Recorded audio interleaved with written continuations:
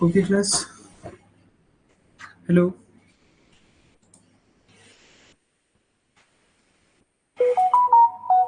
तो आज का जो हमारा टॉपिक है वो है life processes and their maintenance.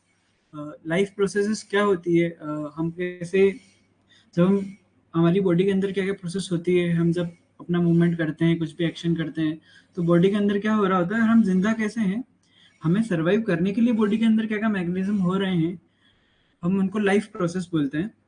और उसको हम मेंटेन कैसे कर रहे हैं, आज हम देखेंगे कि हमारे बॉडी में जो रिक्वायर्ड एक्शंस हैं, जैसे कि रेस्पिरेशन हो गया, सांस लेना हो गया, फूड हो गया, डाइजेशन हो गया, ब्रीदिंग हो गया, यूरिन को पास करना हो गया, तो वो फंक्शन होते कैसे हैं और हम उनको मेंटेन कैसे करते हैं, हमारी बॉडी उसको मेंटेन कैसे करती है, आज हम यही लाइफ प्रोसेस और उसके मेंटेनेंस के बारे में सीखेंगे। ओके, तो सबसे पहले about it life. Life is defined biologically by the presence of molecular movement inside organized cellular structures. इसका क्या मतलब है?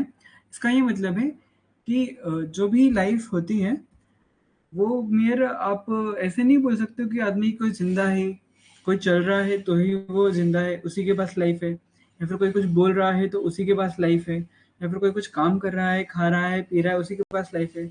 नहीं, अगर किसी व्यक्ति के अंदर मॉलिक्यूलर रिएक्शंस भी हो रही है, मॉलिक्यूलर मूवमेंट भी हो रही है, तो वहाँ पे भी लाइफ प्रेजेंट हो सकती है। हम इसके एग्जाम्पल आगे देखेंगे। मॉलिक्यूलर मूवमेंट्स, इनका कहने का मतलब ये है कि वो रिएक्शंस बॉडी में होना जो हम अपनी नेकेड आंखों से, जिन चीजों को अपन नेकेड आंखों से नहीं देख सकते हैं, वैसी रिएक्शंस, वैसी मूवमेंट्स का भी हमारी बॉडी के अंदर होना, वो भी एक साइन ऑफ लाइफ है। ठीक है, तो अब कैसे मूवमेंट्स होते हैं बॉडी के अंदर, कैसे देख सकते हैं हम? मॉलिक्यूलर मूवमेंट्स भी होते हैं। तो हम मूवमेंट्स दो टाइप के होते हैं। एक तो विजिबल मूवमेंट होते हैं, जैसे कि चलना, दौड़ना, आप ब्रीदिंग कर रहे हो, आप अगर यूरिनेट कर रहे हो, या फिर आप किसी को आवाज लगा रहे हो, चिल्ला रहे हो, आपको स्पोर्ट्स एक्टिविटी में इन्वॉल्व हो, तो जो चीजें आपको आंखों से दिखती है, जब आप सांस लेते हो तो आपको आपका चेस्ट ऊपर और नीचे कंप्रेस होते हुए दिखता है। ठीक है, आपको ये सब चीजें दिखती हैं, तो ये आपके विजिबल मूवमेंट्स में काउंट होती हैं। अब इंटरनल और इन्फर्ड मूवमेंट्स कौन से होते हैं? वो मूवमेंट जो आपको दिखते नहीं है पर वो आपकी बॉडी के अंदर होते हैं, जैसे कि मॉलिक्यूल्स का ट्रांसपोर्ट होना, सेल के अंदर रिएक्शंस होना। हमारी बॉडी के अंदर बहुत सारी मेटाबॉलिक रिएक्शंस होती है डेली बेसिस पे, जिसको हम समझते हैं, देखते हैं। तो हम उन्हीं रिएक्शंस के बारे में आज पढ़ेंगे कि वो कौन सी रिएक्शन होती है, उनमें बॉडी में लाइफ प्रोसेस के लिए इंपॉर्टेंट कौन सी रिएक्शन है।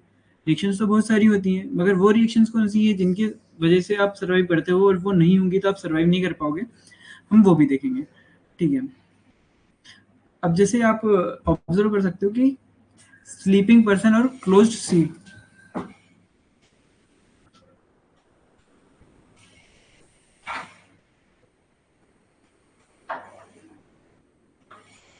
कोई पर्सन अगर सो रहा है, या फिर कोई कोई सीड है जो कि क्लोज्ड है, may not show visible signs but are still alive due to ongoing molecular activity। इसका बेस्ट एग्जांपल है कि आपको दिखेगा नहीं पर अंदर कुछ रिएक्शन हो रही होगी। अगर कोई पर्सन सो रहा है तो वो ब्रीदिंग कर रहा होगा, ठीक है, उसके अंदर रिस्पिरेशन की प्रोसेस चल रही है। अगर उसने खाना खाया है तो उसके अंदर डायरेक्शन की प्रोसेस भी चल रही होगी। ठीक है, किडनी उसका ब्लड फिल्टर कर रही होगी, किडनी उसका ब्लड फिल्टर कर रही होगी। तो ये सारी प्रोसेसेस बॉडी के अंदर चल रही होगी। तो इसका मतलब ये नहीं है कि पर्सन अगर सो रहा है तो हमको दिख नहीं रहा है कुछ उसमें विजिबल मूवमेंट, तो अलाइव नहीं है। नहीं, वो अलाइव है क्योंकि उसके बॉडी के अंदर बहुत सारी प्रोसेस हो रही है। इसी तरीके से अगर आप कोई भी सीड को देखते हो तो आपको लगता है कि ये सीड तो सूख चुका है, ये तो सूखा हुआ बीज है, ये किस काम का है, पर नहीं, उसके अंदर भी मॉलिक्यूलर प्रोसेस रहती है, उसके अंदर भी प्रॉपर न्यूट्रिशन का एक सोर्स रहता है जो उस सीड को अलाइव रखता है तब तक कि जब तक कि वो जर्मिनेट नहीं हो जाता है, या फिर आप उसको क्रश ना कर दो। हर सीड की अपनी एक लाइफ है, मगर जब तक उसकी लाइफ है तब तक तो वो सीड जिंदा ही रहता है। कैसे जिंदा रहता है कि उसके अंदर भी कुछ मोलिकुलर एक्टिविटीज होती है जो उसको एनर्जी, न्यूट्रिशन प्रोवाइड करवाती है। तो इसलिए अगर आपको दिख नहीं रहा है कि कोई मूवमेंट हो रही है, इसका यह मतलब नहीं है कि कोई व्यक्ति जिंदा नहीं है। उसके अंदर मोलिकुलर मूवमेंट्स तो हमेशा चलती ही रहती है। इसलिए हमने जब लाइफ की डेफिनेशन डिफाइन कर रहे थे तो हमने फिजिकल मूवमेंट्स की जगह मोलिकुलर मूवमेंट्स को टर्म में यूज किया था कि life is defined biologically bye the presence of molecular movement, क्योंकि एक बार को फिजिकल मूवमेंट आपको नहीं दिखेगी मगर मॉलिक्यूलर मूवमेंट तो आपको हमेशा दिखेगी ही दिखेगी। ठीक है, अब वायरसेस के साथ क्या होता है? वायरसेस का एक यूनिक केस है। वायरस जो होते हैं वो एटमॉस्फेयर में सरवाइव नहीं कर पाते हैं। वो एटमॉस्फेयर में डोरमेंट कंडीशन में रहते हैं, ना उनमें कोई मेटाबॉलिक एक्टिविटी हो रही होती है, ना उनके पास कोई न्यूट्रिशन का सोर्स रहता है, ना वो जिंदा रहते हैं। मगर जैसे ही वो किसी होस्ट के पास में जाते हैं, जैसे ही वायरस किसी बॉडी को इन्फेक्ट करेगा, किसी पर्सन को इन्फेक्ट करेगा, किसी एनिमल को इन्फेक्ट करेगा, उसको वहाँ पे होस्ट मिल जाएगा, उसको वहाँ पे न्यूट्रिशन मिल जाएगा, फिर वो वायरस वहाँ पर रिप्रोड्यूस करने लगेगा, और तब हम बोलेंगे कि हाँ, इस वायरस के अंदर लाइफ का साइन है। तो virus outside the host environment, normal environment में हम वायरस को डेड कहते हैं, मगर जब वायरस बॉडी के अंदर आ जाता है, जब वो किसी होस्ट के अंदर आ जाता है, तो हम उस वायरस को बोलते हैं कि नहीं, अब ये वायरस अलाइव है, अब ये वायरस जिंदा है। इस पे भी क्वेश्चन आता है नीट में कि वायरस को आप कब कंसिडर करते हो लाइव, और कब वायरस को आप अलाइव डेड कंसिडर करते हो। तो जब वायरस आउटसाइड द होस्ट है, अपने होस्ट से बाहर, वो कहीं भी इन्वायरमेंट में है, कहीं भी है, वो अलाइव नहीं है। अगर वो होस्ट के अंदर है तो वायरस अलाइव है। अब हम देखते हैं कि लाइफ प्रोसेस की डेफिनेशन क्या होती है। Life processes are essential biological functions that maintain life. ये बहुत सिंपल क्रिस्प डेफिनेशन है इसका, कि लाइफ प्रोसेस वो एसेंशियल बायोलॉजिकल फंक्शंस होते हैं जो लाइफ को मेंटेन करते हैं। वही कैसे बायोलॉजिकल फंक्शंस, जैसे कि रेस्पिरेशन, सांस लेना बहुत ज़रूरी है, तो वो आपका लाइफ प्रोसेस है। खाना खाना बहुत ज़रूरी है, वो आपका लाइफ प्रोसेस है। क्रिकेट खेलना बिल्कुल ज़रूरी नहीं है, वो लाइफ प्रोसेस नहीं है। तो लाइफ प्रोसेस क्या होता है, वो फंक्शंस, बायोलॉजिकल फंक्शंस जो एसेंशियल हैं। आप जैसे आप ज़्यादा फैट खाओगे खाने में, अगर आप ऑयल खाओगे, तो बॉडी उसको फैट को डाइजेस्ट तो करेगी, फैट को एक्यूमुलेट तो करेगी, उसका केमिकल रिएक्शन तो होगा, बॉडी के अंदर मेटाबॉलिज्म तो उसका होगा, पर क्या उसको बॉडी की ज़रूरत है? नहीं।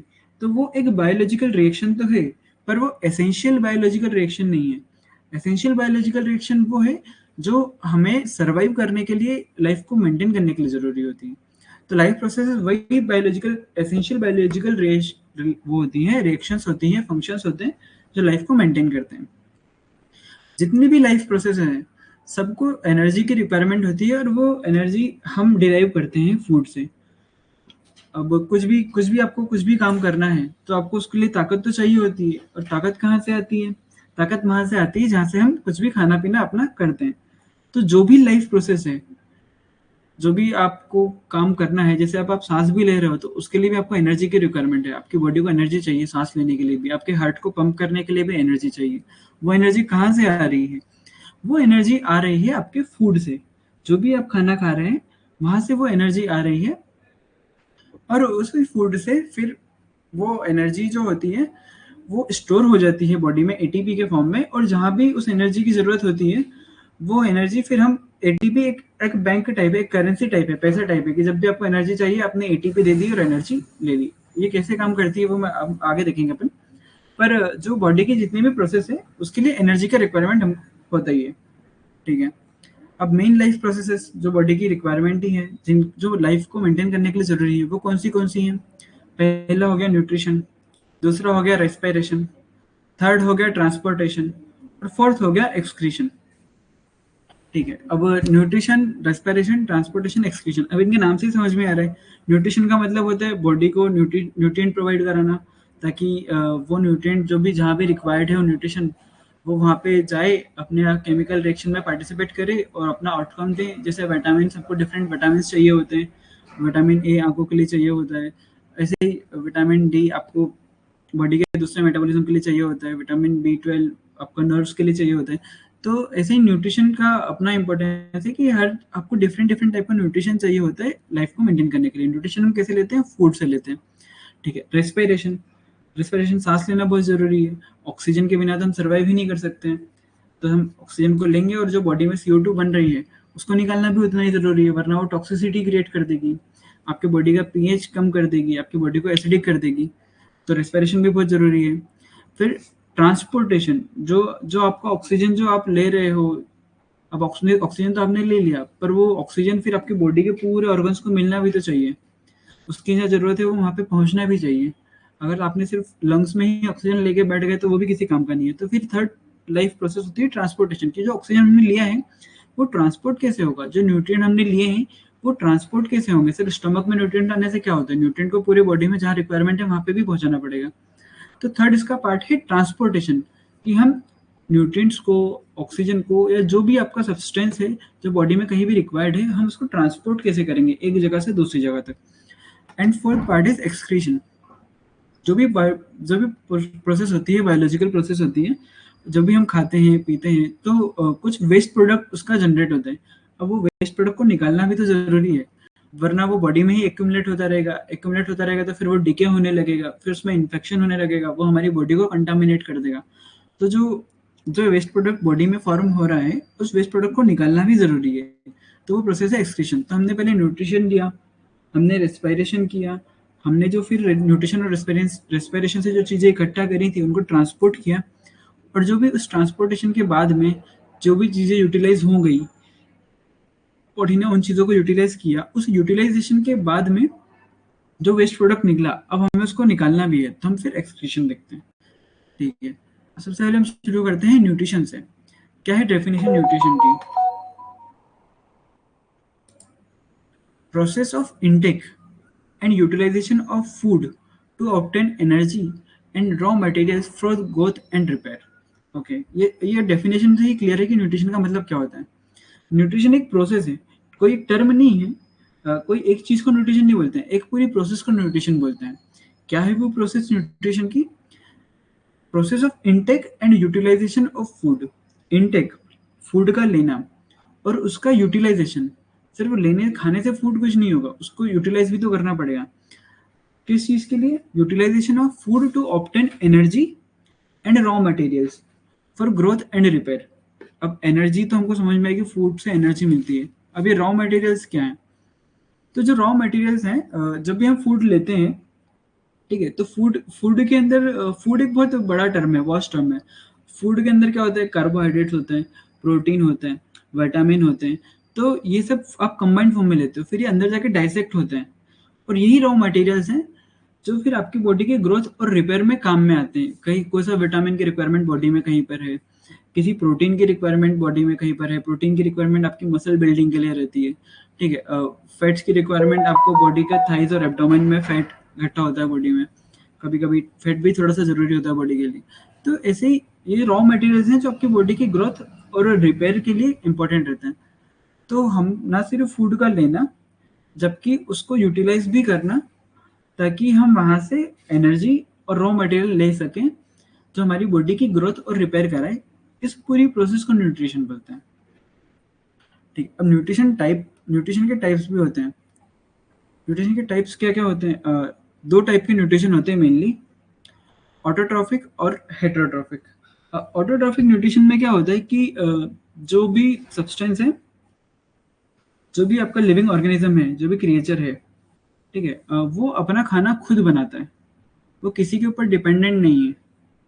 जैसे कि प्लांट्स हो गए, ठीक है, एल्गे वगैरह हो गई, तो ये क्या करती हैं? ये अपना खाना खुद बनाती है। एल्गे किसी दूसरे फ्रूट को खाने थोड़ी जाती है सोर्स के लिए। प्लांट्स किसी और प्लांट पे डिपेंडेंट थोड़ी ना है अपने फूड के लिए, प्लांट अपना फूड खुद ही बनाते हैं।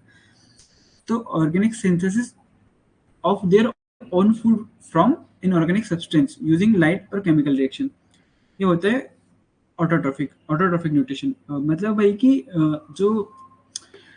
जो भी आपका लिविंग क्रिएचर है, वो अपना न्यूट्रिशन खुद बना रहा है, वो ऑर्गेनिक केमिकल को बना रहा है इनऑर्गेनिक केमिकल को यूज करके। अब इसका क्या मतलब हो गया? ऑर्गेनिक केमिकल का बेसिक मतलब होता है कार्बन, ऑक्सीजन और हाइड्रोजन के कंपाउंड्स। जैसे आपका ग्लूकोज हो गया, वो होता है C6H12O6, carbon, hydrogen and oxygen, ये आपका ग्लूकोज है। तो ये एक ऑर्गेनिक कंपाउंड है। ऑर्गेनिक कंपाउंड ही एज अ फूड हम लेते हैं। हम जितना भी हम एज अ फूड हम जो भी सोर्स लेते हैं, वो ऑर्गेनिक कंपाउंड्स ही होते हैं। अब इनऑर्गेनिक कंपाउंड्स क्या होते हैं? नाइट्रोजन हो गया, पोटेशियम हो गया, है ना, आपका कैल्शियम हो गया, मैग्नीशियम हो गया, सल्फर हो गया, क्लोरीन हो गया, क्लोरीन हो गया, ये सब आपके इनऑर्गेनिक कंपाउंड है। तो ऑटोट्रॉफिक न्यूट्रिशन में क्या होता है कि इन सब इनऑर्गेनिक केमिकल से मिलके, इनके कॉम्बिनेशन से वो प्लांट्स कुछ रिएक्शन करवाते हैं बॉडी में, लाइट रिएक्शन जिनको बोलते हैं, और वो रिएक्शन से फिर वो अपना फूड प्रिपेयर करते हैं। ठीक है, जैसे कि इसका एग्जांपल क्या है? ऑटोट्रॉफिक का, प्लांट्स जो फोटोसिंथेसिस करता है, ये सबको पता है। हेटेरोट्रॉफिक न्यूट्रिशन क्या होता है? जिसमें पर्सन जो है, जो भी ऑर्गेनिज्म, जो क्रिएचर है, वो किसी और पे डिपेंडेंट है अपने फूड के लिए।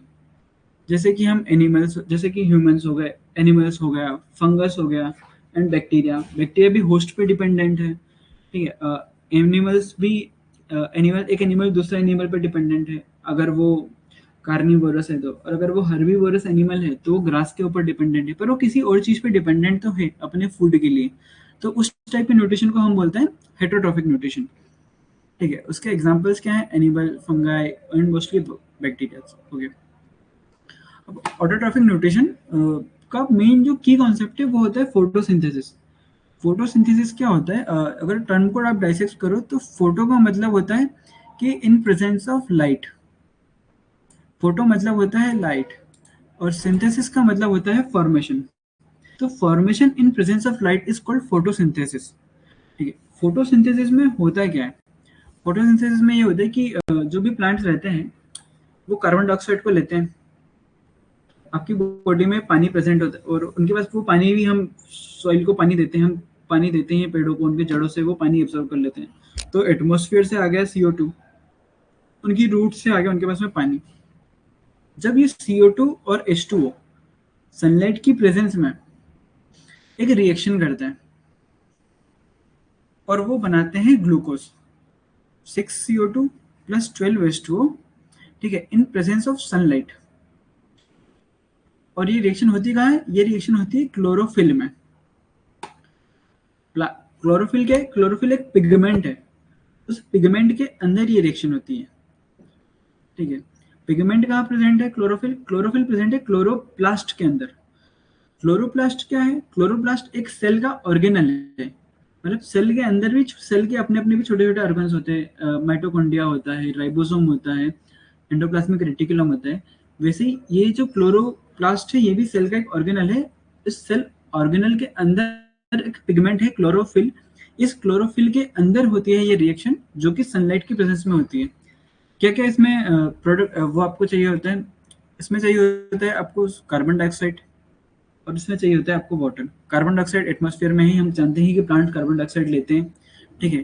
पानी भी प्लांट एटमॉस्फेयर से लेते हैं, सॉइल से लेते हैं, ठीक है। और वो कार्बन डाइऑक्साइड और पानी को मिलाकर ग्लूकोज प्रेजेंट बना लेते हैं।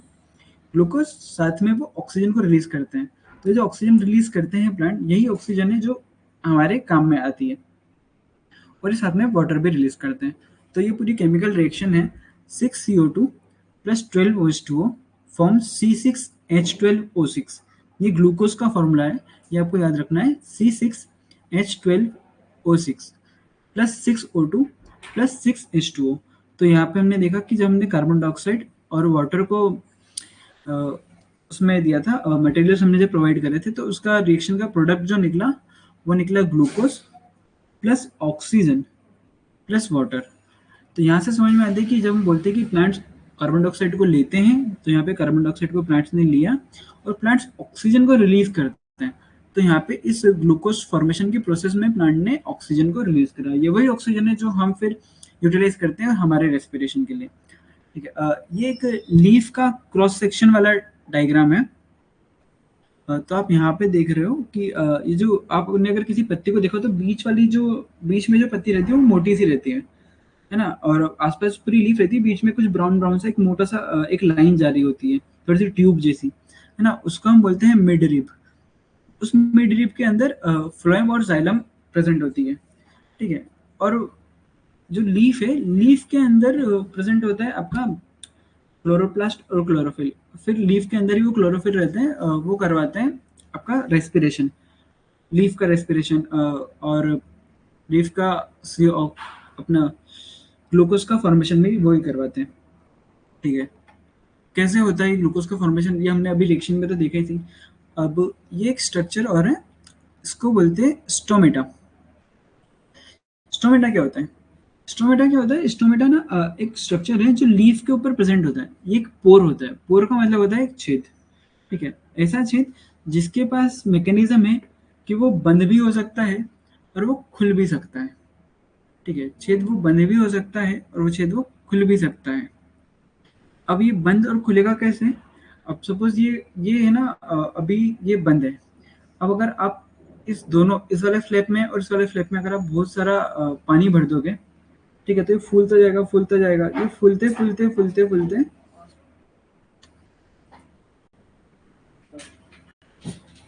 ये फूलते जाएगा और फिर ये ओपन हो जाएगा। इसी तरह फिर ये क्लोज भी हो जाता है।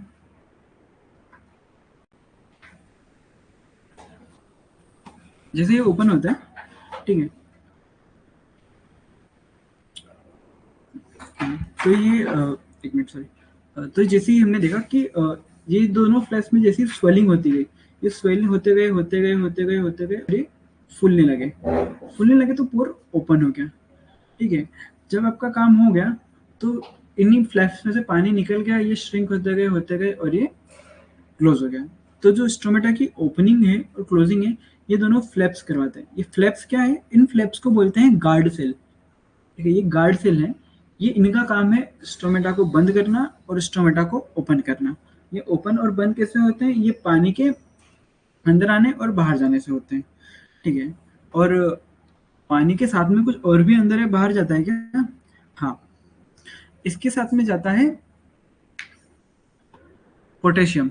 अब नीट 2017 में एक क्वेश्चन आया था कि the closing of stomata is facilitated by efflux of potassium from guard cell. Efflux का मतलब होता है बाहर जाना।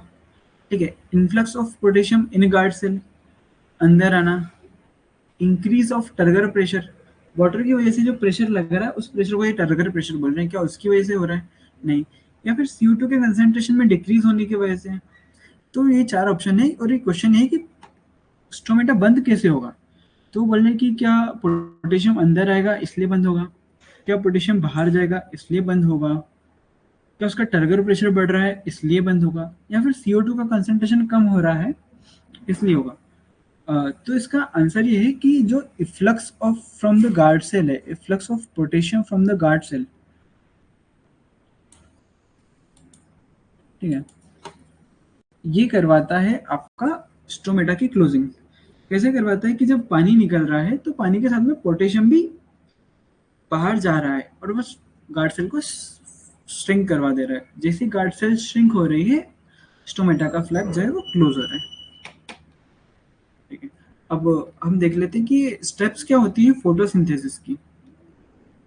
ठीक है, सबसे पहले तो लाइट एनर्जी का एब्सॉर्प्शन। लाइट एनर्जी का एब्सॉर्प्शन से क्या मतलब? लाइट एनर्जी के एब्जॉर्प्शन से ये मतलब है कि जो भी लाइट आ रही है सबसे पहले हम उसको एब्जॉर्ब करेंगे। लीव्स सबसे पहले उस लाइट को, सनलाइट को एब्जॉर्ब करती है। ठीक है, then conversion of light energy into chemical energy. जो लाइट एनर्जी आई है हम उसको केमिकल एनर्जी में कन्वर्ट करते हैं, ATP और NADPH के फॉर्म में। ATP क्या होता है? ATP को हम energy currency of the cell भी बोलते हैं।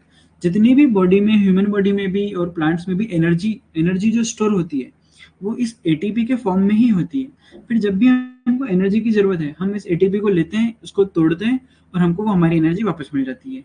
तो एनर्जी जब भी चाहिए हम ATP को तोड़ देंगे, और एनर्जी को रखना है, स्टोर करके रखना है, तो कैसे करेंगे? ATP को बना लेंगे। तो जो लाइट रिएक्शन है ये, ठीक है, फिर इसके बाद में लाइट एनर्जी केमिकल एनर्जी में कन्वर्ट होती है। मतलब वही है कि लाइट की वजह से जो प्रोडक्ट है CO2 ग्लूकोज बनता है, ऑक्सीजन बनता है, उस ग्लूकोज के हाइड्रोलिसिस से फिर ATP फॉर्म होता है। ये जो ग्लूकोज फॉर्म हो रहा था यहाँ पे, इस ग्लूकोज, ये फर्दर ग्लूकोज ऑक्सीजन और H2O के प्रेजेंस में टूटेगा और ये टूट के फिर बनाएगा ATP। तो यही बता रहा है कि यहाँ पे लाइट एनर्जी थी, वो बाद में बनाते बनाते बनाते बनाते ATP बना देती है और वो लाइट एनर्जी से केमिकल एनर्जी में कन्वर्जन हो जाता है। ठीक है, splitting of water and release of oxygen. फिर क्या होता है? ये जो वाटर है H2O, ये आपका स्प्लिट होता है, टूटता है और यहाँ से ऑक्सीजन रिलीज होता है। जो भी आपका CO2 जो है, इसमें जो ऑक्सीजन है, ये ऑक्सीजन हमेशा ग्लूकोज में जाएगी। यहाँ से भी प्रीवियस ईयर क्वेश्चन नीट में आते हैं और अभी भी आते हैं। ये बहुत इंपॉर्टेंट है कि जो ग्लूकोज का ऑक्सीजन है वो कौन सा ऑक्सीजन है, और जो ऑक्सीजन एटमॉस्फेयर में रिलीज हो रहा है प्लांट से वो कौन सा ऑक्सीजन है। तो ग्लूकोज में जो ऑक्सीजन है वो ऑक्सीजन है जो CO2 में रहता है, और जो एटमॉस्फेयर में रिलीज हो रहा है ऑक्सीजन वो वाला ऑक्सीजन है जो वाटर में प्रेजेंट होता है। ठीक है, तो जो 6CO2 वाला जो ऑक्सीजन है वो ग्लूकोज में जाएगा और H2O वाला जो ऑक्सीजन है वो O2 के फॉर्म में रिलीज हो जाएगा। क्यों रिलीज हो जाएगा? क्योंकि यहाँ पे वाटर जो है वो स्प्लिट होता है, वो ऑक्सीजन में रिलीज होता है और हाइड्रोजन में कन्वर्ट होता है। ठीक है, उसको उस प्रोसेस को फोटोलिसिस बोलते हैं। अगेन फोटोलिसिस को आप डाइसेक्ट करोगे तो फोटो का मतलब क्या होता है कि प्रेजेंस ऑफ लाइट। ठीक है, लाइसिस का मतलब होता है टूट जाना। तो लाइट की प्रेजेंस में टूट जाना मतलब फोटोलिसिस। कौन टूट रहा है? वाटर का मॉलिक्यूल टूट रहा है। किस में टूट रहा है? ऑक्सीजन में टूट रहा है। ऑक्सीजन अलग कर देगा और वो हाइड्रोजन को अलग कर देगा। तो ये यहाँ पे फोटोलिसिस होता है। तो सबसे पहले लाइट एनर्जी का केमिकल एनर्जी में कन्वर्जन होता है। ठीक है, फिर आपका फोटोलिसिस होता है, आपका H2O भी टूट जाता है। और जो CO2 जो है वो आपका ग्लूकोज में कन्वर्ट हो जाता है। उसकी एक साइकिल होती है, उसको हम बोलते हैं केल्विन साइकिल। केल्विन साइकिल को डिटेल में आप फर्दर क्लासेस में पढ़ोगे। केल्विन साइकिल आपको इतना बता देता हूँ कि ये जो CO2 है, ठीक है, ये हर बार ऐसे 1 2 3 4 5 6 6 बार ये साइकिल चलती है। 6 बार CO2 रोटेट होता है और फिर वो साइकिल से फिर वो 6 CO2 C6H12O6 फॉर्म करता है। तो CO2 जो ग्लूकोज को फॉर्म करता है, उस एक पूरी साइकिल को हम बोलते हैं केल्विन साइकिल। केल्विन साइकिल आपके कोर्स से बाहर है, बस आपको ये नाम ध्यान रखना है कि CO2 से ग्लूकोज जो फॉर्म होता है, तो उस साइकिल को हम क्या कहते हैं? उस साइकिल को हम कहते हैं केल्विन साइकिल। ठीक है, तो हमने देखा कि फोटोसिंथेसिस हो कैसे रहा है। सबसे पहले लाइट एनर्जी आ रही है, फिर वो लाइट एनर्जी केमिकल एनर्जी में कन्वर्ट हो रही है। ठीक है, फिर वाटर जो है वो स्प्लिट हो रहा है ऑक्सीजन में, और जो CO2 था वो फॉर्म कर रहा है C6H12O6 मतलब ग्लूकोज। अब नीट 2019 में ये क्वेश्चन आया था। क्वेश्चन क्या है कि which of the following is not a product of light reaction of photosynthesis. तो लाइट रिएक्शन फोटोसिंथेसिस का क्या है?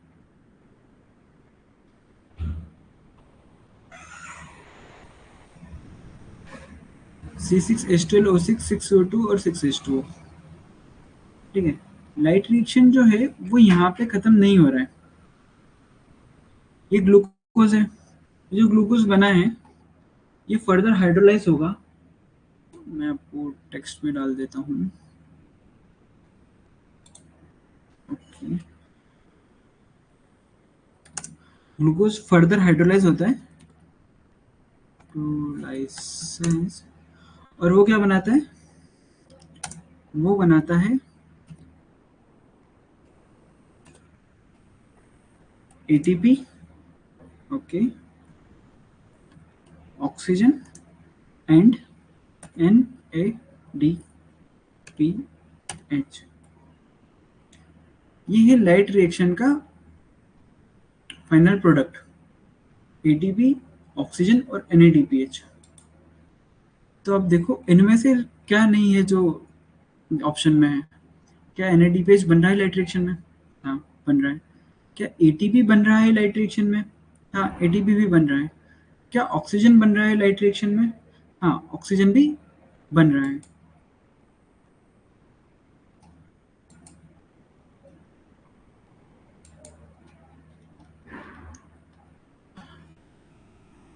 ये क्यों मैं खोल रहा हूँ? हाँ, सॉरी सॉरी, हाँ। तो ATP भी बन रहा है, ऑक्सीजन भी बन रहा है, NADPH भी बन रहा है। क्या नहीं बन रहा है लाइट रिएक्शन में? ग्लूकोज नहीं बन रहा है लाइट रिएक्शन में। तो इस क्वेश्चन का आंसर है ग्लूकोज। जब आप 11th क्लास में इसको अच्छे से पढ़ोगे, फोटोसिंथेसिस के पूरे प्रोसेस से जब आप केल्विन साइकिल पढ़ोगे, तब आपको समझ में आएगा कि लाइट रिएक्शन और डायरेक्ट रिएक्शन क्या होती है, और लाइट रिएक्शन और डायरेक्ट रिएक्शन के प्रोडक्ट्स क्या होते हैं। आप इतना याद रखो अभी के लिए कि लाइट रिएक्शन का प्रोडक्ट ग्लूकोज नहीं होता है। ओके, ये क्वेश्चन का रिलेवेंस इसलिए है कि फोटोसिंथेसिस की ये बिगनर रिएक्शन है। ठीक है, इस यहाँ से फोटोसिंथेसिस शुरू होते हैं।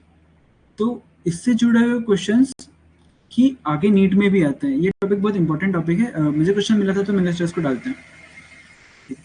तो हमने ऑटोट्रॉफिक न्यूट्रिशन की बात करी कि कैसे फोटोसिंथेसिस होता है, और हम वो प्लांट्स जो है वो ग्लूकोज बना रहे हैं, लाइट की प्रेजेंस में बना रहे हैं।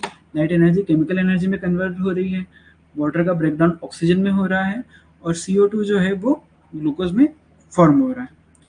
अब हेटेरोटॉपिक न्यूट्रिशन, ये जो प्लांट ने ग्लूकोज बनाया उसको यूज कौन करेगा?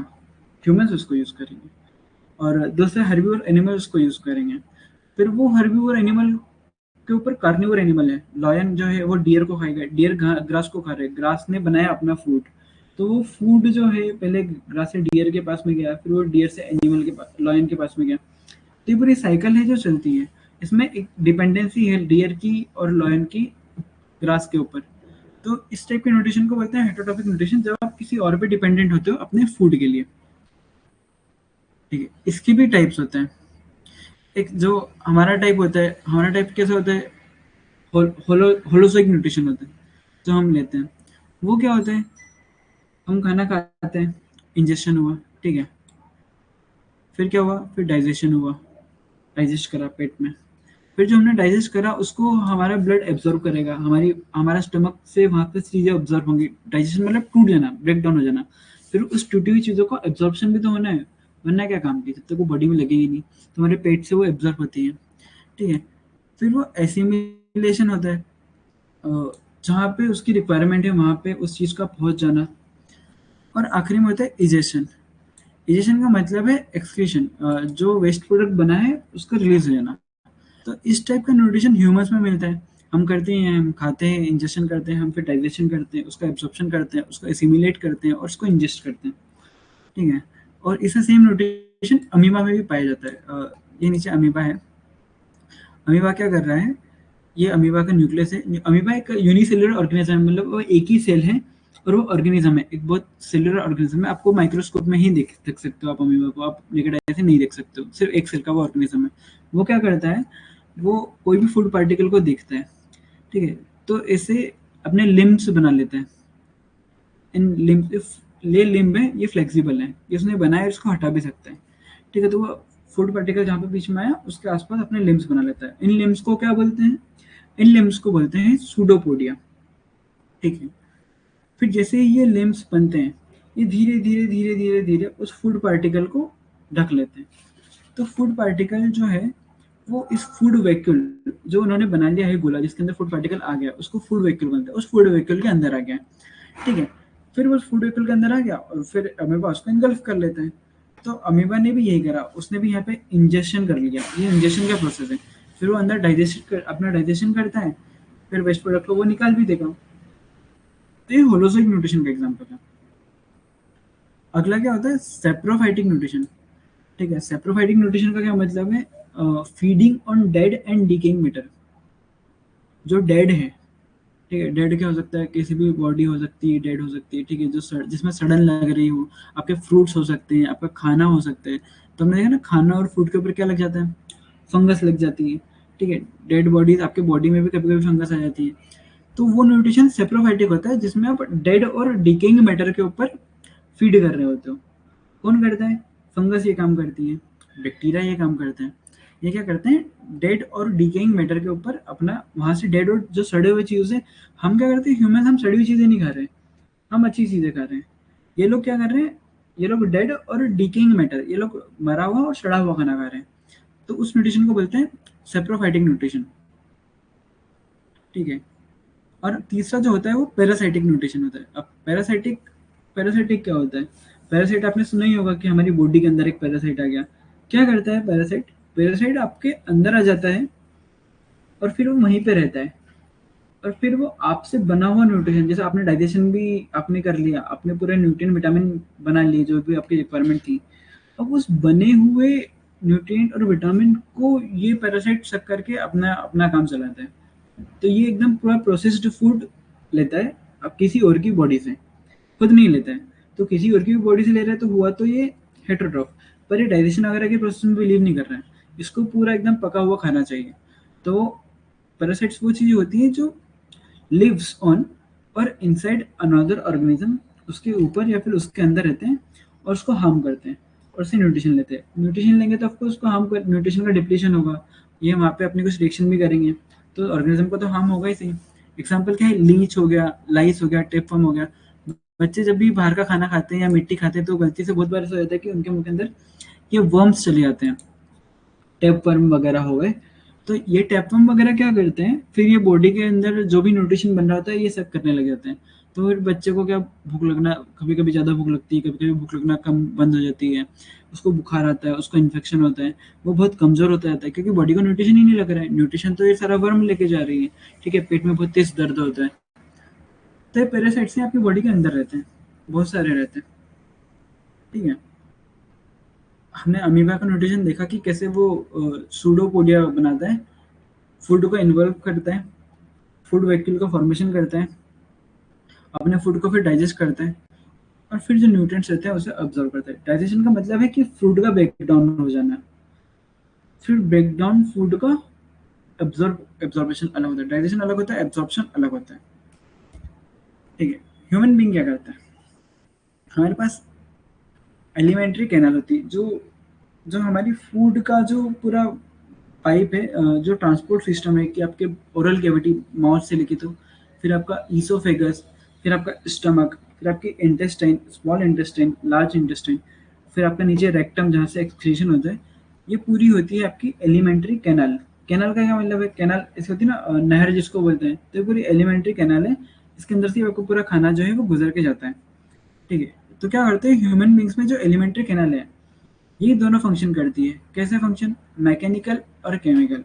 अब मैकेनिकल फंक्शन में क्या होता है, जो आपकी इंटेस्टाइन है वो आपके खाने को मूव करवाती है, आपका जो ईसोफेगस है वो आपको खाने को नीचे मूव करवाता है, तो ये पूरा मैकेनिकल फंक्शन है, ठीक है? अब केमिकल फंक्शन क्या होता है? आपकी बॉडी के अंदर एसिड एसिड बनता है, वो एसिड आपके खाने को पचाने में हेल्प करता है, डाइजेशन में आपकी हेल्प करता है, ठीक है? तो वैसे होता है केमिकल केमिकल डाइजेशन। एसिड हो गया, फिर बायो सॉल्ट हो गए, फिर आप जैसे हायर स्टडीज करते होगे तो आपको समझ में आएगा कि फैट को डिसॉल्व करने के लिए बायो सॉल्ट लगता है, ठीक है? प्रोटीन को डिसॉल्व करने के लिए आपको एसिडिक एनवायरनमेंट चाहिए रहता है। तो ऐसे अलग-अलग केमिकल कंपाउंड के लिए अलग-अलग टाइप का एटमॉस्फेयर चाहिए रहता है, अलग-अलग केमिकल चाहिए रहते हैं उनको डाइजेशन करवाने के लिए भी। तो वो अलग-अलग केमिकल की वजह से जो डाइजेशन होता है उसको हम बोलते हैं केमिकल डाइजेशन, ठीक है? उसमें कैसे एंजाइम्स रहते हैं। एंजाइम का क्या मतलब होता है? जब भी कोई ए ए से मैं यहाँ पे बता देता हूँ, ठीक है? सपोज ए कोई हमारा प्रोडक्ट है, ए हमारा रिएजेंट है, ए से फॉर्म हुआ है आपका बी। तो जब भी ए से बी फॉर्म हो रहा है, तो ए से बी अगर ए से नॉर्मली फॉर्म होगा तो उसको बहुत ज़्यादा टाइम लगेगा। तो यहाँ पे क्या करते हैं हम ना, एक मोटर लगा देते हैं। एंजाइम एक मोटर होती है, वो इस काम काम को तेज-तेज करने लग जाती है। इसकी स्पीड बहुत ज़्यादा बढ़ा देती है, बहुत हज़ारों गुना, लाखों गुना बढ़ा देती है। तो एंजाइम ये यहाँ पे ए और बी के बीच में प्रेज़ेंट होगा,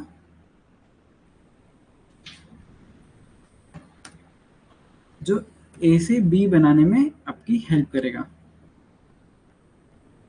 और ए से बी ये बहुत जल्दी स्पीड में कन्वर्जन करवा देगा, वरना अगर ये बिना एंजाइम के कन्वर्जन हो रहा होता तो इसमें बहुत टाइम लगता और शायद होता भी नहीं। तो ये कौन से एंजाइम है, क्या-क्या करवाते हैं? तो जो अमाइलेज एंजाइम है, ये आपका स्टार्च का ब्रेकडाउन करवाता है, ठीक है? पेप्सिन और ट्रिप्सिन जो एंजाइम है, ये आपके प्रोटीन का ब्रेकडाउन करवाते हैं। और जो लाइपेस एंजाइम है, ये आपके फैट का ब्रेकडाउन कराता है। तो इसे डिफरेंट-डिफरेंट एंजाइम है, ये अलग-अलग आपके प्रोडक्ट को बनवाते हैं। ए से बी पे पहुँचाने के लिए ये हेल्प करते हैं, ठीक है? ये एलिमेंट्री कैनाल है पूरी, आपके यहाँ से टंग हो गई, ये आपकी ओरल कैविटी जिसको आप बगल कैविटी भी बोलते हो, ठीक है? यहाँ पे माउथ हो गया, फिर ये माउथ से खाना गया आपका ईसोफेगस के अंदर। ईसोफेगस मतलब फूड पाइप। इस ईसोफेगस से फिर ये गया आपके स्टमक के अंदर, ठीक है? फिर स्टमक से फिर ये यहाँ पे आ जाएगा आपका स्मॉल इंटेस्टाइन में। ये स्मॉल इंटेस्टाइन में से पूरा घूमते-घामते यहाँ पे आ जाएगा, ये आपकी मोटी सी जो दिख रही है, ये लार्ज इंटेस्टाइन। ये इसका असेंडिंग पार्ट है, ये उसका ट्रांसवर्स पार्ट है, ये लार्ज इंटेस्टाइन का डिसेंडिंग पार्ट है, और ये वाला पार्ट जो है उसको हम बोलते हैं सिग्मॉइड, ठीक है? तो ये ascending, transverse, descending and sigmoid, ये आपकी लार्ज इंटेस्टाइन हो गई। और फिर इसके नीचे आता है आपका एनएस, जहाँ से आप एक्सक्रीशन करते हो। अब बीच में स्टोमक के अंदर ही है ना, दो अलग-अलग ऑर्गन्स प्रेजेंट होते हैं, जो अपना-अपना सिक्रीशन देते हैं, वही केमिकल्स देते हैं अलग-अलग चीज़ों को डाइजेस्ट करने के लिए। क्या होता है? पेनक्रियाज़, ये जो ऑर्गन है ये है पेनक्रियास और ये है गॉल ब्लैडर। गॉल ब्लैडर जो है वो बाइल सॉल्ट को स्टोर करता है। बाइल सॉल्ट वही है जो फैट का डाइजेशन के लिए बाइल सॉल्ट की रिक्वायरमेंट होती है। तो गॉल ब्लैडर क्या करेगा, उस बाइल सॉल्ट को स्टोर करेगा और उसी बाइल सॉल्ट को फिर ये रिलीज करेगा ताकि वो फैट को डिसॉल्व कर सके। ठीक है। और पेनक्रियास भी पेनक्रियाटिक एंजाइम्स होते हैं पेनक्रियास के अंदर। पेनक्रियास वो रिलीज करता है जिससे प्रोटीन वगैरह का ब्रेकडाउन होता है। इंपॉर्टेंट बात यह है कि पेनक्रियास एक चीज रिलीज करता है जिसको बोलते हैं इंसुलिन। इंसुलिन शुगर का लेवल आपकी बॉडी में कंटेन करता है। अगर इंसुलिन बॉडी में नहीं हुआ या फिर इंसुलिन की कोई भी आपके साथ मिस हैपनिंग हो गई, कोई डिसीज हो गई, तो आपको शुगर की प्रॉब्लम हो जाएगी। तो पेनक्रियास बहुत इंपॉर्टेंट ऑर्गन है। ये आपके डाइजेशन के साथ साथ में शुगर का भी मेंटेनेंस का काम करता है। तो हमने अब अपना न्यूट्रिशन देख लिया कि हम कैसे खाते हैं, फिर वो डाइजेस्ट होता है।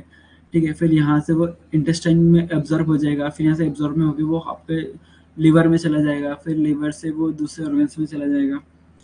ठीक है, और जो आपका वेस्ट प्रोडक्ट है वो ऐसे स्मॉल इंटेस्टाइन से घूमते हुए फिर लार्ज इंटेस्टाइन में जाएगा, फिर लार्ज इंटेस्टाइन से वो आपका एनएस के थ्रू एक्सक्रीशन प्रोसेस हो जाएगी और वो निकल जाएगा।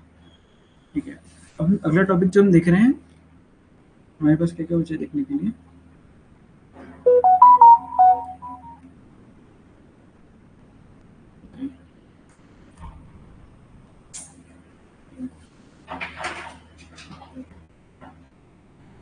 अगला टॉपिक है हमारा रेस्पिरेशन। ठीक है, उसकी डेफिनेशन क्या होती है? ये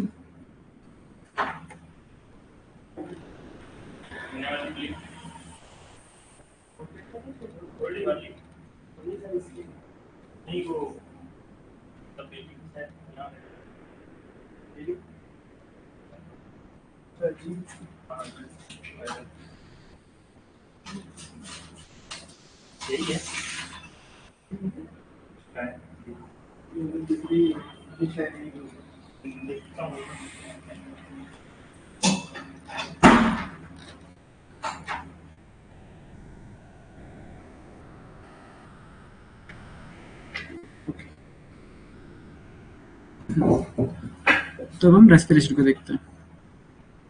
ठीक है, रेस्पिरेशन क्या होता है? ये बायोकेमिकल प्रोसेस है जब ग्लूकोज ब्रेकडाउन होता है और एनर्जी को रिलीज करता है। ये मैंने आपको पहले ही बताया था कि जो हम डाइजेशन में ग्लूकोज का फॉर्मेशन कर रहे हैं, ये ग्लूकोज का हाइड्रोलिसिस हो रहा है, मतलब ये ग्लूकोज का ब्रेकडाउन हो रहा है और ये एटीपी रिलीज कर रहा है। ये एनर्जी है जो ये रिलीज हो रही है, एटीपी एनर्जी के फॉर्म में। एनएडीपी से भी एनर्जी बनती है। तो रेस्पिरेशन का मतलब है ये कि रेस्पिरेशन वो प्रोसेस है जब ग्लूकोज टूट जाता है एनर्जी को रिलीज करने के लिए। कैसे होता है ग्लूकोज टूटता कैसे है, कहाँ पे होता है? ये होता है आपके साइटोप्लाज्म और माइटोकॉन्ड्रिया में। अब साइटोप्लाज्म और माइटोकॉन्ड्रिया क्या है? सेल के अंदर जो लिक्विड होता है उस लिक्विड को हम बोलते हैं साइटोप्लाज्म। और माइटोकॉन्ड्रिया सेल का एक ऑर्गेनल है। जैसे हैंड आपकी बॉडी का एक ऑर्गन है, तो इसी सेल के जो पार्ट्स होते हैं हम उसको ऑर्गेनेल बोलते हैं। तो माइटोकॉन्ड्रिया सेल का एक ऑर्गेनल है।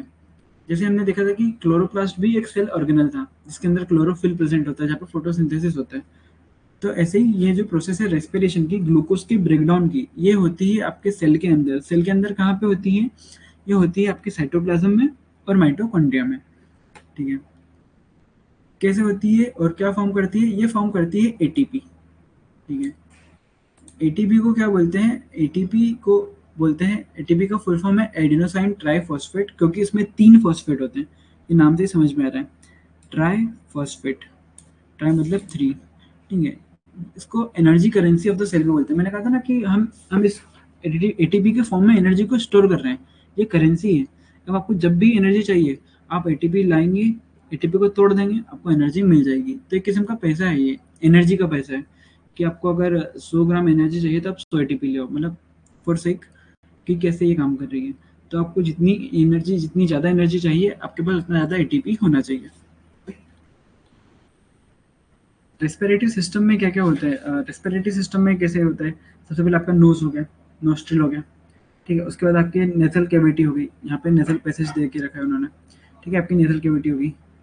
फिर नेसल कैविटी के अंदर यहाँ पे एक स्ट्रक्चर होता है जिसको बोलते हैं फेरिंग्स। फेरिंग्स में आपका माउथ भी खुलता है और आपकी नोज भी खुलती है, दोनों की ओपनिंग होती है फेरिंग्स के अंदर। ठीक है। फेरिंग्स के नीचे एक स्ट्रक्चर होता है लेरिंग्स। लेरिंग्स जो है वो कार्टिलेज का बना हुआ होता है। लेरिंग्स को वॉइस बॉक्स या साउंड बॉक्स भी बोलते हैं। लेरिंग्स का क्या काम होता है? लेरिंग्स का काम होता है साउंड का प्रोडक्शन। जो आप बोल पा रहे हैं, जैसे भी आप बोलते हैं, जो भी आपकी आवाज़ है वो निकलती कैसे है? वो लेरिंग्स की वजह से निकलती है। ठीक है, लेरिंग्स का मतलब होता है साउंड का प्रोडक्शन। ओके। कैसे होता है साउंड का प्रोडक्शन? लिरिक्स के अंदर वोकल कॉर्ड्स होती हैं। जैसे दो मसल की ऐसे कॉर्ड रहती है, वो ऐसे वाइब्रेट होती रहती है अलग अलग स्पीड में, और वही स्पीड से फिर साउंड का जनरेशन होता है। तो ये लैरिंग्स का फंक्शन है। ठीक है, लैरिंग्स के बाद में क्या हो गया? नीचे जा गया ट्रेकिया। ये जो दिख रहा है इसको हम ट्रेकिया बोलते हैं। ये आपका ट्रेकिया हो गया। ठीक है। ट्रेकिया क्या करवाता है? ट्रेकिया आपकी विंड पाइप होती है, जहाँ से हवा जाती है। ठीक है, ये ट्रेकिया हो गया, विंड पाइप। अब यहाँ से कहाँ जाएगी हवा? यहाँ से जाएगी आपकी हवा लंग्स में। ये दोनों आपके लंग्स हैं। यहाँ पे ये ट्रेकिया चल रहा है, तो यहाँ पे ट्रेकिया, ये यहाँ पे फिफ्थ स्टर्नम पे, फिफ्थ आपकी वर्टिब्रा पे पीछे से, ये आपका थोरेक्स रीजन है, इसको थोरेक्स बोलते हैं। वर्टिब्रा मतलब आपकी रीढ़ की हड्डी, वो ऐसी छोटी छोटी सी होती है और एकदम ऐसी लाइन में पीछे अरेंज होती है। तो जो पांचवें नंबर की आपकी थोरेक्स की जो हड्डी है, वहाँ पे ट्रेकिया दो पार्ट में टूट जाता है। ठीक है, तो टूट के क्या बनाता है? टूट के ये बनाता है ब्रोंकाई। ठीक है, फिर ये ब्रोंकाई और आगे जाके क्या बनाते हैं? ये बनाते हैं ब्रोंक्यूल। ठीक है, फिर इन ब्रोंक्यूल के अंदर क्या होता है? इन ब्रोंक्यूल के अंदर होता है एल्वियोलाई। एल्वियोलाई, एल्वियोलर सैक होता है, सैक मतलब थैला, और उस एल्वियोलर सैक के अंदर होती है बहुत सारी एल्वियोलाई। ठीक है, ये एल्वियोलाई का काम होता है गैसेस को एक्सचेंज करना। ये इन सब का काम गैस का एक्सचेंज नहीं है, ये पूरे सिस्टम का काम गैस का एक्सचेंज नहीं है। ये तो गैस को ट्रांसपोर्ट कर रहे हैं, ये तो बाहर से अंदर लेके आ रहे हैं। बॉडी के साथ एक्सचेंज कौन कर रहा है? बॉडी के साथ गैस को एक्सचेंज जो करती है वो करती है एल्वेलाई। ठीक है, हम रेस्पिरेशन की स्टेप्स देख लेते हैं। सबसे पहले होता है ग्लाइकोलाइसिस। ग्लाइकोलाइसिस, अब अगेन आप फिर इसके नाम से समझो। लाइसिस का क्या मतलब होता है? टूट जाना। ग्लाइको का क्या मतलब है? ग्लूकोज। तो ग्लाइकोलाइसिस का क्या मतलब है? ग्लूकोज का टूट जाना। अब अपन ने याद किया था कि ग्लूकोज जो होता है वो C6H12O6 कंपाउंड है, मतलब 6 कार्बन होते हैं उस ग्लूकोज में। वो किस में टूट जाता है? वो टूट जाता है आपका पायरुवेट में। पायरुवेट कैसा कंपाउंड है? पायरुवेट 3 कार्बन का कंपाउंड है।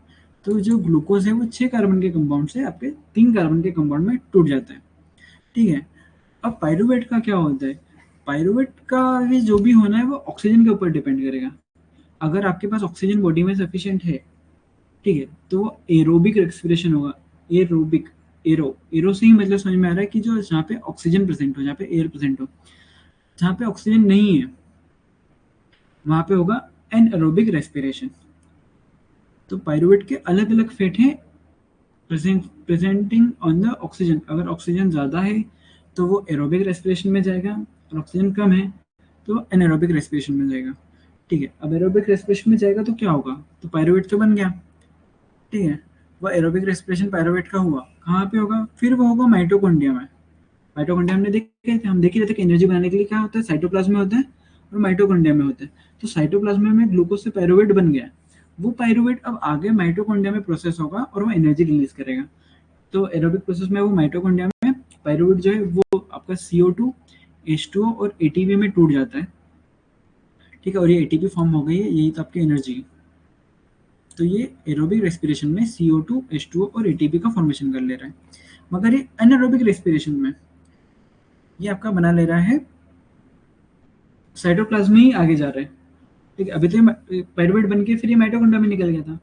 लेकिन अगर ये एनारोबिक एरोबिक में ये माइटोकॉन्ड्रिया में चला गया था, एनारोबिक रेस्पिरेशन में साइटोप्लाज्म में ही रुकेगा, और फिर वहाँ पे क्या फॉर्म करेगा? वहाँ पे फॉर्म करेगा लैक्टिक एसिड और ATP। ATP यहाँ पे फॉर्म होगी, हाँ ATP यहाँ पे भी फॉर्म होगी। एनर्जी तो यहाँ पे भी फॉर्म हो रही है, एनर्जी तो ऊपर भी फॉर्म हो रही है, मगर ये क्वांटिटी बहुत कम है। ये क्वांटिटी इतनी नहीं है कि आपकी बॉडी के रिक्वायरमेंट को फुलफिल कर सके। ठीक है, अभी कब होता है? जब आप बहुत ज़्यादा एक्सरसाइज करते हो, आप रनिंग करते हो, तो रनिंग कर रहे हो तो बॉडी को ऑक्सीजन की कमी हो रही है, आपकी सेल्स यदि ऑक्सीजन यूटिलाइज कर ले रही है, पर तो भी आपको एनर्जी तो चाहिए। ऑक्सीजन नहीं है फिर भी एनर्जी चाहिए, तो बॉडी करेगी एनारोबिक रेस्पिरेशन।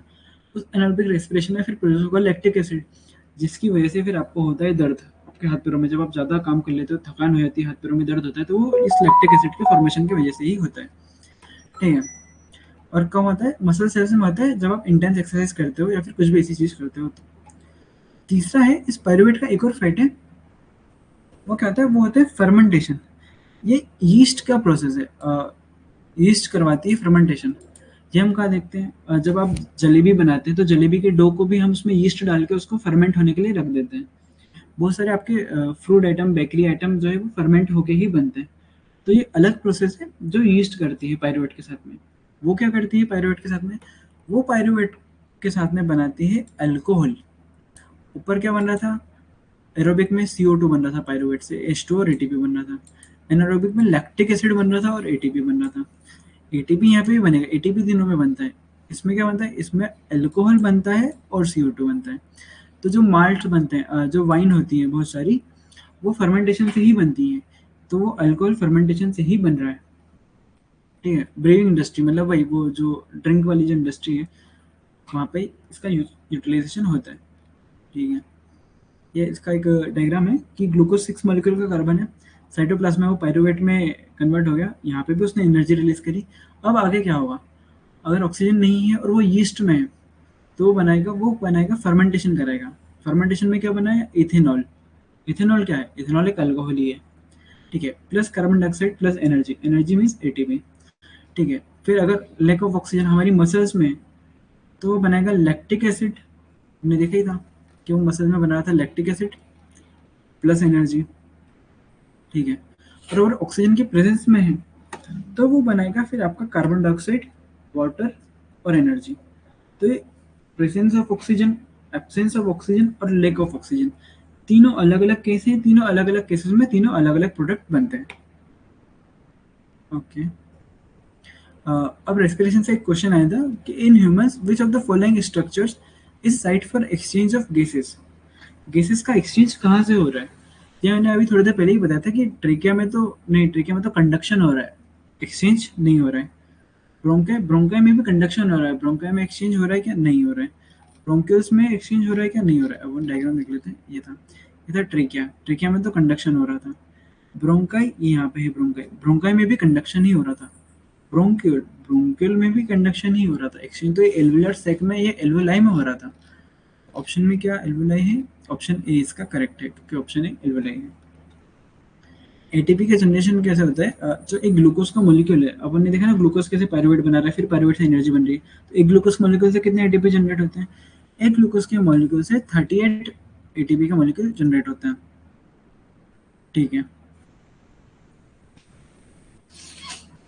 अब हमने देख लिया, अब हमने रेस्पिरेशन भी देख लिया, है ना? हमने न्यूट्रिशन भी देख लिया, हमने खाना खा लिया, हमने रेस्पिरेशन भी देख लिया। उसको ट्रांसपोर्ट करवाना है। ट्रांसपोर्ट कैसे होगा? ट्रांसपोर्ट अब जहाँ गया वो ब्लड के थ्रू सर्कुलेट होगा। ट्रांसपोर्टेशन का मीडियम क्या है? ब्लड है। ठीक है। और उसमें ऑर्गन क्या होते हैं? सर्कुलेटरी सिस्टम, वही तो सर्कुलेट करते हैं। सर्कुलेटरी सिस्टम में क्या क्या होता है? आपका होता है हार्ट, आपके ब्लड वेसल्स और आपका ब्लड और लिम्फ। नाम का न्यूट्रिशन बचा है, न्यूट्रिशन बचा है।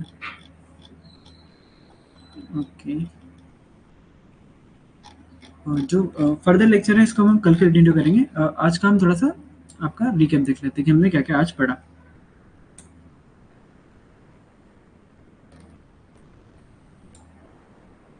ओके। तो हमने लाइफ प्रोसेस शुरू करी थी। ठीक है। हमने देखा था कि लाइफ क्या होती है, वो मॉलिक्यूलर मूवमेंट होता है बॉडी के अंदर, उसी से डिफाइन करते हैं। लाइफ इज डिफाइंड बायोलॉजी का by the presence of molecular movement inside the organized cellular structure. ठीक है। क्योंकि विजिबल मूवमेंट हो या नहीं हो, उससे हम लाइफ को जज नहीं कर सकते। आदमी सो रहा है तो भी जिंदा तो है ही सही। ठीक है। कैसे होते हैं मूवमेंट? विजिबल हो सकते हैं या फिर इंटरनल हो सकते हैं।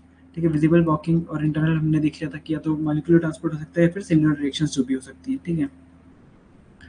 स्लीपिंग पर्सन और क्लोस्ट्रिडियम या फिर सीट के अंदर भी मेटाबॉलिक रिएक्शंस तो होती ही होती हैं। वायरस वायरस बाहर एनवायरनमेंट में तो डेड रहता है, मगर वो जैसे वो अपने होस्ट के अंदर जाता है हम उसको अलाइव बोलते हैं, क्योंकि फिर वहाँ पे उसकी मेटाबॉलिक रिएक्शन शुरू हो जाती है। हमने लाइफ प्रोसेस की डेफिनेशन देखी थी कि वो सारे बायोलॉजिकल फंक्शंस जो एसेंशियल हैं लाइफ को मेंटेन करने के लिए, वही लाइफ प्रोसेसेस होती हैं। कौन कौन से वो फंक्शंस हैं? वो है न्यूट्रिशन, रेस्पिरेशन, ट्रांसपोर्ट और एक्सक्रीशन। ठीक है, फिर हमने न्यूट्रिशन को देखा। न्यूट्रिशन में हमने देखा कि फूड को लेना और उसका यूटिलाइज करना, किस लिए? एनर्जी के लिए, और जो ग्रोथ और रिपेयर के रॉ मटेरियल्स हैं उसके लिए। उस पूरी प्रोसेस को न्यूट्रिशन बोलते हैं। हमने टाइप देखी न्यूट्रिशन। ऑटोट्रॉफिक होता है जिसमें प्लांट्स हैं वो अपना खुद का खाना बनाते हैं। हेटरोट्रॉफिक होता है जिसमें हम आते हैं, इंसान आते हैं, हर्बीवोरस कार्निवोरस एनिमल्स आते हैं जो दूसरे के ऊपर डिपेंड होते हैं अपने फूड और एनर्जी के लिए। अब ऑटोट्रॉफिक न्यूट्रिशन में हमने देखा कि फोटोसिंथेसिस का प्रोसेस कैसे होता है, कैसे प्लांट जो है अपनी एनर्जी, अपना ग्लूकोज फॉर्मेशन करता है। वही 6CO2 प्लस 12H2O से वो बनाता है glucose, C6H12O6 plus 6O2 plus 6H2O। ये जो कार्बन के साथ में जो ऑक्सीजन है वो ग्लूकोज में जाता है। हाइड्रोजन के साथ वाला जो ऑक्सीजन है वो नेसेंट ऑक्सीजन है, वो निकलता है, जिसको हम लेते हैं। कि नीट में बहुत बार आ चुका है ये क्वेश्चन बहुत इंपॉर्टेंट है, इसलिए मैं बार बार बोल रहा हूँ कि जो कार्बन के साथ वाला ऑक्सीजन है वो जाता है ग्लूकोज में, जो वाटर के साथ वाला ऑक्सीजन है वो वाला ऑक्सीजन रिलीज होता है एटमोसफियर में। ठीक है, कहाँ पे होता है? प्रोसेस होती है क्लोरोप्लास्ट में। क्लोरोप्लास्ट में कहाँ होती है? क्लोरोफिल पिगमेंट के अंदर होती है, उसकी वजह से होती है। ठीक है, फिर स्टोमेटा को देख लिया था कि स्टोमेटा ओपन और क्लोज कैसे होते हैं? गार्ड सेल की वजह से होते हैं। गार्ड सेल में पानी भर जाता है तो वो फूलने लगते हैं और स्वेलिंग की वजह से स्टोमेटा ओपन हो जाता है। गार्ड सेल श्रिंक हो जाता है तो स्टोमेटा क्लोज हो जाते हैं। ठीक है, फिर मैं देखा था कि स्टोमेटा क्लोजिंग कैसे होती है, तो पोटेशियम भी बाहर निकलता है पानी के साथ साथ, इसलिए स्टोमेटा क्लोज हो जाता है। इसमें हमने स्टेप्स देख ली थी क्या क्या होती है। लाइट को एब्सॉर्ब करना, फिर लाइट एनर्जी को केमिकल एनर्जी में कन्वर्ट करना। ठीक है, वाटर की स्प्लिटिंग, फोटोलिसिस, और CO2 का ग्लूकोज में कन्वर्जन, जो कि केल्विन साइकिल है। ये सारी चीज़ें हम यहाँ पे देख सकते हैं। ये यहाँ पे सबसे पहले तो लाइट एनर्जी का आना, इस लाइट एनर्जी का केमिकल एनर्जी में कन्वर्ट होना। ठीक है, वाटर का स्प्लिट होकर ऑक्सीजन बना लेना, और CO2 का ग्लूकोज, CO2 से ग्लूकोज का फॉर्मेशन। ये 4 स्टेप होती है आपकी फोटोसिंथेसिस की। फिर मैं देख लिया था हेटेरोट्रॉफिक न्यूट्रिशन। उसमें टाइप्स देखे थे कि होलोजिक न्यूट्रिशन जिसमें इंजेक्शन होता है, डाइजेशन होता है, एसिमिलेशन होता है, एब्जॉर्प्शन होता है, एसिमिलेशन होता है, और रिजेक्शन होता है। ये पांचों प्रोसेस होती है, उसको हम होलोजिक बोलते हैं। जो हम ह्यूमंस में होता है, जो अमीबा में होता है, जो एनिमल्स में भी होते हैं। ठीक है, सेप्रोफाइटिक न्यूट्रिशन में क्या होता है कि हम तो अच्छा खाना खाते हैं, पर जो सड़ा हुआ खाना खाते हैं, डेड खाते हैं, डिके मैटर पे खाते हैं, उसको बैक्टीरिया फंगस कहते हैं। ठीक है, अब पैरासाइट्स, पैरासाइट्स क्या करते हैं? अब वो हमारे अंदर प्रेजेंट होते हैं, लाइफ ऑन और इनसाइड अनदर ऑर्गेनिज्म, और उसको हार्म करते हैं, और वो हमसे ही हमारा ही न्यूट्रिशन लेते हैं और हमको ही माल नरिश्ड करते हैं, हमको ही कमजोर फील करवा देते हैं, और हम जो न्यूट्रिशन ले रहे हैं उस पर वो लोग खूब थ्राइव करते हैं। क्या है उसके एग्जाम्पल? टैप वर्म है, आपकी लीच हो गई, लाइस हो गई, लाइस, लीच और टैप वर्म। ठीक है, अमीबा में कैसे होता है? वो सूडोपोडिया का फॉर्मेशन कर लेता है, फिर वो फूड का वैक्यूल बनाता है, फिर उसको इंगल्फ कर लेता है। ठीक है, फूड वैक्यूल फॉर्मेशन होगा, फिर वो डाइजेशन में चला जाता है और फिर न्यूट्रिएंट का एब्जॉर्प्शन कर लेता है। ह्यूमन बींग्स में क्या होती है? एलिमेंट्री कैनाल होती है। ठीक है, एलिमेंट्री कैनाल में हमने खाना खाया, खाना फिर मुंह के अंदर सलाइवा में खाना मिक्स हुआ, आपने दांत से उसको छोटा छोटा छोटा कर दिया। ठीक है, यहाँ से स्टार्च का डाइजेशन शुरू हो जाता है, यहीं पे होता है अमाइलेज, लाइब्रेरी अमाइलेज। फिर वो फूड जाता है नीचे ईसोफेगस के थ्रू आपके स्टमक में। स्टमक में फिर आपका HCl सीक्रेट होता है, एसिडिक इन्वायरमेंट होता है। फिर वहाँ पे पेप्सिन एंजाइम आता है और वो प्रोटीन को डिग्रेड करता है। ठीक है, फिर यहाँ से बाइल सॉल्ट रिलीज होता है। बाइल सॉल्ट आपको फैट को इमल्सिफाई कर देता है, मतलब फैट को छोटे छोटे छोटे छोटे टुकड़ों में काट देता है और उसके ऊपर बाइल की एक लेयर बना देता है, उसको फैट का इमल्सिफिकेशन बोलते हैं। फिर वो फैट का इमल्सिफिकेशन होता है तो एब्जॉर्प्शन के लिए ईजी हो जाता है। पेनक्रियास से पेनक्रियास के एंजाइम निकलते हैं जो प्रोटीन के डाइजेशन में हेल्प करते हैं। ठीक है, तो यहाँ पे पूरा डाइजेशन हो गया। फिर जैसे ही स्मॉल इंटेस्टाइन में आता है, यहाँ पे होता है एब्जॉर्प्शन। एब्जॉर्प्शन जो है स्मॉल इंटेस्टाइन के अंदर होता है। ठीक है, अब एब्जॉर्प्शन हो गया, फिर जो एब्जॉर्प्शन जितना हमको काम की चीज़ थी वो तो हमने एब्जॉर्ब कर ली, बची हुई चीज़ क्या होगी? यहाँ से पास होती होती होती फिर वो चली जाएगी इस लार्ज इंटेस्टाइन के अंदर। फिर लार्ज इंटेस्टाइन में इंटेस्टाइन का मूवमेंट होता है, और ये जो इंटेस्टाइन है ये ऐसे बंद होती है, तो ये ऊपर की तरफ प्रेशर लगाती है और फूड जो है वो आगे की तरफ बढ़ते जाते हैं। तो यहाँ पे ऐसे ये बंद होती रहेंगी और ये फूड को आगे की तरफ भेजती रहेंगी, भेजती रहेंगी, भेजती रहेंगी। ऐसे फिर फूड यहाँ से एनएस से आपका एक्सक्रीशन हो जाएगा, फूड नहीं सॉरी वेस्ट मटेरियल, जैसे एक्सक्रीशन होता है। फिर हमने रेस्पिरेशन में देखा कि ग्लूकोज से एनर्जी के फॉर्मेशन को रेस्पिरेशन होता है। फोटोसिंथेसिस में ग्लूकोज का फॉर्मेशन फोटोसिंथेसिस होता है, ग्लूकोज से एनर्जी का फॉर्मेशन में रेस्पिरेशन काम में आता है। ठीक है, कहाँ होता है? साइटोप्लाज्म में होता है, अंदर होता है, और माइटोकॉन्ड्रिया के अंदर होता है। एटीपी फॉर्मेशन का होता है। साइटोप्लाज्म के अंदर क्या होता है? देखा था कि पायरोवेट का फॉर्मेशन होता है साइटोप्लाज्म के अंदर।